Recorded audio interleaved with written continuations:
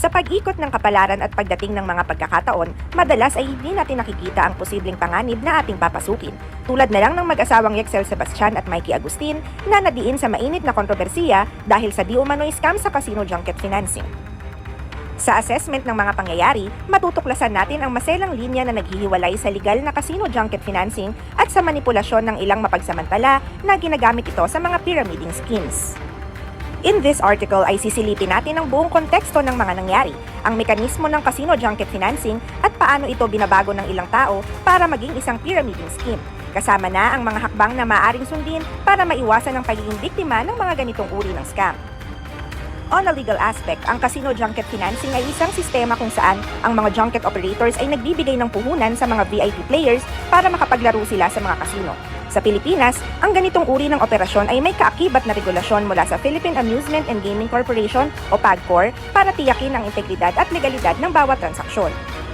Ngunit sa kamay ng ilang mapagsamantala, ang legal na structure ng casino junket financing ay maaaring mabago para maging isang pyramiding scheme.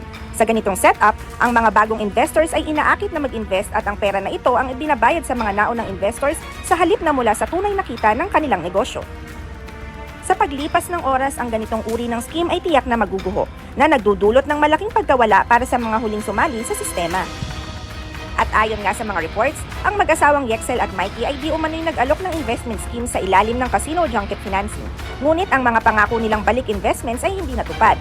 Ang kanilang kaso ay nagbukas ng mata ng publiko sa posibleng panganib na dala ng ganitong uri ng investment schemes. Pero paano nga ba natin maiiwasan ang mga ganitong uri ng scam? Number 1 ay unawain ang mga batayan ng casino junket financing at ang legal na framework nito. Number 2 ay siguraduhin lehitimo ang isang junket operation bago mag-invest. Hanapin ang mga lisensya at siguraduhin sumusunod ito sa mga regulations ng PAGCOR. Number 3 ay kumonsulta sa mga eksperto o abogado bago pasukin ang anumang uri ng investment. At number 4, manatiling updated sa mga balita at kaganapan sa industriya ng pagsusugal para makilala ang mga red flags at scam. Ang kaso ng mag-asawang Yexel at Mikey ay isang paalala sa ating lahat na ang pagsusugal at pag-invest ay may kaakibat na panganib. Sa paglalakbay patungo sa mundo ng casino junket financing, mahalaga na maging open sa pagkakaroon ng sapat na kaalaman at matinding pag-iingat upang maiwasan ang mga scam at maging matagumpay sa posibleng swerte sa mundo ng pagsusugal.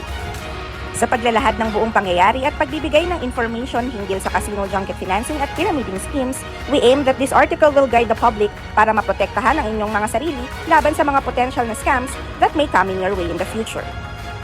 Anong masasabi niyo dito? Let us know through the comment section below.